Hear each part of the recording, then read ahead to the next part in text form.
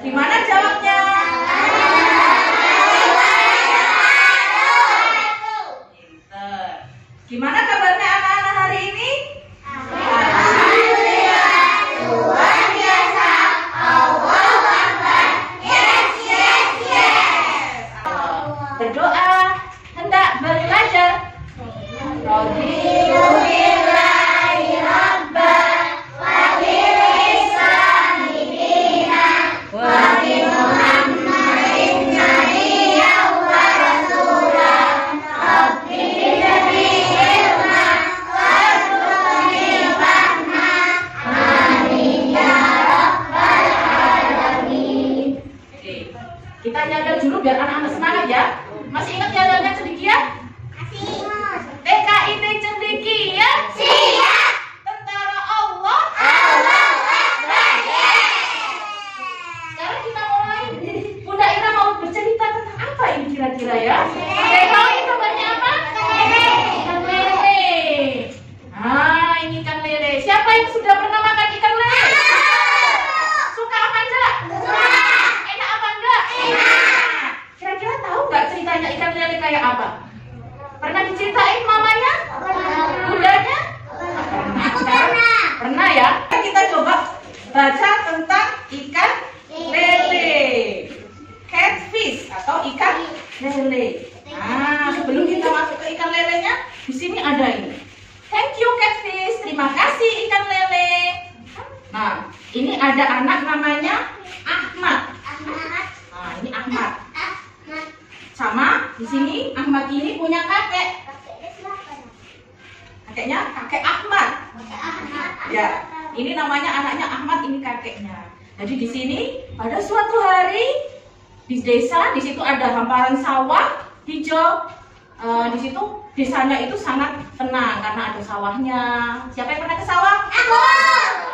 Semuanya ini ya. Ahmad itu seorang anak yatim piatu. Jadi anak yatim piatu itu anak yang tidak punya ayah, tidak punya ibu. Dia tinggal sama siapa? Kakeknya. Jadi dia hanya punya kakek. Kakeknya bernama siapa? Seno. Tadi ada yang tanya, kakeknya namanya siapa? Kakeknya namanya Seno. Selalu. Tadi biasanya itu Ahmad kalau pulang sore-sore itu dia biasanya suka bercerita kepada kakeknya, ceria anaknya. Namun pada suatu sore Ahmad ini pulang dari TPQ, habis ngaji di TPQ Al-Ikhlas, dan dia masuk ke rumahnya itu dengan baju basah dan wajahnya muram. Siapa yang sukanya wajahnya muram? Kayak anak mau nangis. Ceria semua ya, suka tersenyum ya. Jadi Ahmad ini masuk ke rumah, bajunya basah sambil wajahnya suram kayak mau nangis. Ini kayak ini, gitu ya. Terus kenapa kira-kira ya Ahmad seperti itu? Terus kakeknya tanya, kok kenapa biasanya anak Ahmadnya ceria, kok ini Ahmad jadi wajahnya suram, bajunya basah semua.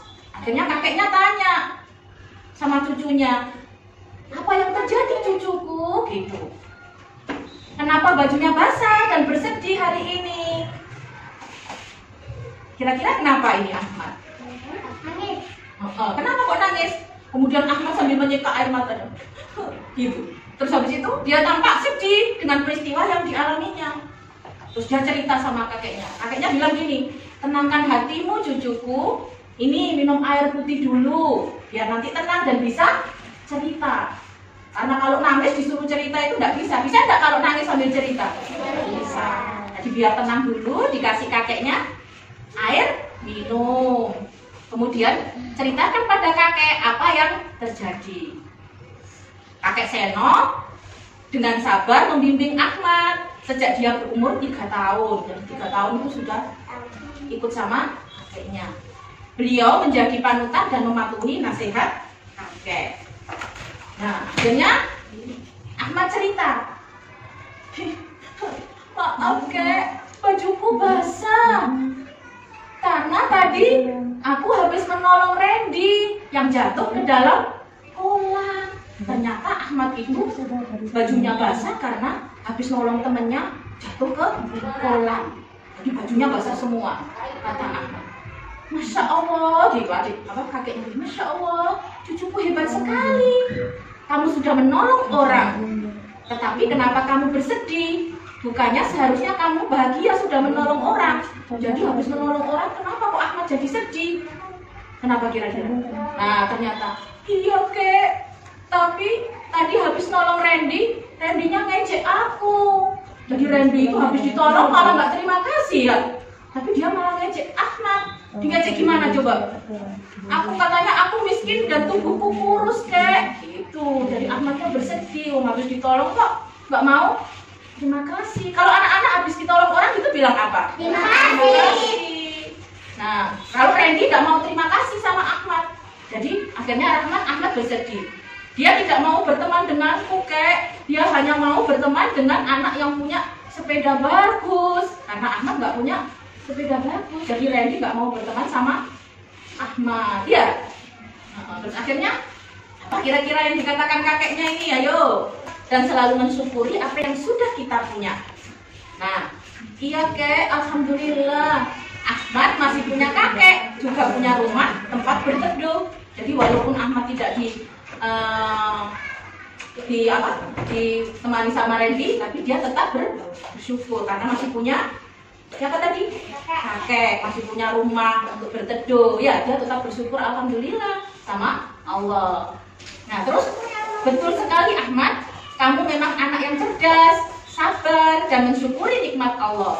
Kuncinya, nah kakek mau bercerita ini tentang sejarah. Nah, ini baru kita mau masuk ke sejarah ikan lele. Nah, ikan lele ini ada sejarahnya. Sejarahnya itu dari Kabupaten Lamongan. Makanya kenapa ikan lele ini jadi lambangnya Kabupaten Lamongan. Ya, ikan lele sama ikan apa? Ada yang tahu nggak? Wah, betul, pintar sekali. Jadi lambangnya Kabupaten Lamongan itu ikan lele sama ikan bandeng. Tahu ikan bandeng? Tahu. Nah, itu lambangnya Kabupaten Lamongan. Ada ikan. Jadi sebuah sejarah dari Kota Lamongan tentang ikan. Meskipun ikannya ukurannya kecil, jadi walaupun ikan lele itu ukurannya kecil, tapi dia bisa menyelamatkan seorang manusia yang ukurannya besar. Gimana kira-kira caranya? Nah, makanya didengerin ceritanya ya. Dengerin kita lanjutkan ceritanya. Jadi seperti yang selalu kakek pesankan padamu, jika ada orang yang mengalami kesulitan, tolonglah mereka selagi kamu bisa melakukannya. Sebuah sejarah Lamongan pernah menceritakan tentang kisah santri bernama Boyo Putih. Jadi ada seorang santri yang namanya Boyo Putih. Tahu ya Boyo Putih? Nama orang. Jadi dia itu nyantri. Nah, suatu hari Boyo Putih ini diutus sama gurunya, sama kiainya untuk mengambil sebuah pusaka yang dipinjam oleh seorang Mbok Rondo yang namanya Mbok Rondo Kuning. Namanya Mbok Rondo Kuning. Mbok Rondo Kuning itu pinjam pusaka berupa keris sama gurunya Boyo Putih. Nah, akhirnya Boyo Putih ini disuruh sama kiainya untuk ngambil pusaka itu di Mbok Rondo Kuning. Nah, akhirnya pusaka itu diminta sama Boyo Putih, sama Mbok Rondo. Sama Mbok Rondo kan sudah diminta baik-baik, tidak dikasihkan, tidak dikasih pusakanya, tak boleh. Padahal itu dia pinjam ya, pinjam punyanya gurunya Boyo Putih. Tapi ketika diminta baik-baik sama Boyo Putih, dia tidak mau, tak kasihkan. Akhirnya apa yang terjadi? Karena sudah dengan cara yang baik dan tidak dikasihkan, akhirnya di sini Boyo Putih memikirkan cara yang lain. Kira-kira gimana ya caranya aku bisa mengambil pusaka itu? Akhirnya dia mikir cara yang lain. Sehingga dengan ilmu yang dimilikinya, Boyo Putih ini berencana mengambil pusaka itu dengan menyerupai seekor kucing. Jadi dia berubah jadi apa? Kucing. Jadi untuk ngambil pusaka itu dia berubah jadi seekor kucing. Nah, tapi ternyata cara tersebut sudah diketahui oleh Mbok Rondo Kuning. Akhirnya ketahuan Boyo Putih. Nah, ketika Mbok Rondo tahu waktu itu pusakanya mau diambil, akhirnya Boyo Putih berubah jadi manusia lagi dan kemudian diteriaki sama Mbok Rondo ini. Maling, maling, pencuri, pencuri gitu. Nah, ketika diteriakin gitu sama Mbok Rondo, Boyo Putih bingung. Jadi Boyo Putih bingung, dia lari terus masuk ke dalam jublang. Kalau kata-kata jublang itu sama dengan kolam. Ya. Jadi Boyo Putih itu masuk ke dalam kolam karena dia bingung, diteriaki maling, maling, pencuri. Dia lari masuk ke dalam kolam, ke jublang. Nah, ternyata di kolam tersebut banyak apa? Banyak ikan lelenya di kolam itu. Nah, beruntungnya, jadi dia masuk ke dalam kolam, di situ banyak ikan lele. Nah, di situ beruntungnya ikan lele di atas kolam itu menutupi dirinya.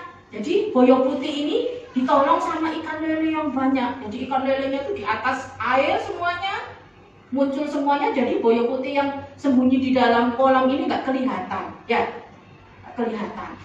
Sehingga tubuhnya tidak terlihat oleh orang lain. Jadi dia sembunyi di dalam. Nah, itu ikan lele kecil, tapi dia bisa menolong orang, menolong Boyo Putih yang badannya besar kayak apa? Seperti kita ya, seperti manusia.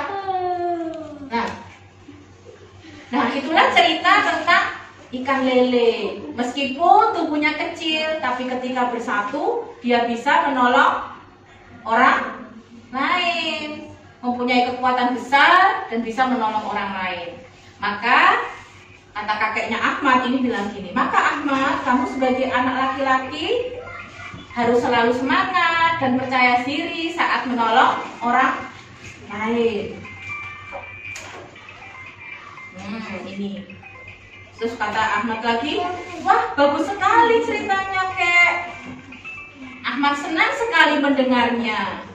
Mulai hari ini Ahmad bersemangat dan tidak sedih lagi. Thank you Catfi. Ya, ayo kita sekarang berdiri semuanya. Kita mau melakukan tepuk ikan lele. Tepuk ikan lele. Hidup di air. Air bawah. Punya kulit. Ruger-ruger. Nanti di rumah minta cerita lagi sama bunda-bundanya. Sama bunda, sama Umi, sama Abi. Minta cerita lagi. Mama. Oke, kalau sudah, mungkin untuk hari ini cukup sekian ya dari Bunda Ira. Nanti kita akan melanjutkan lagi dengan cerita yang lebih seru. Anak TK Cendekia harus berani bercerita, harus pintar, membaca buku yang banyak agar nanti bisa menjadi orang yang hebat, orang yang pintar dan orang yang cerdas. Terima kasih dari Bunda Ira. Saya akhiri sampai di sini. Wassalamualaikum warahmatullahi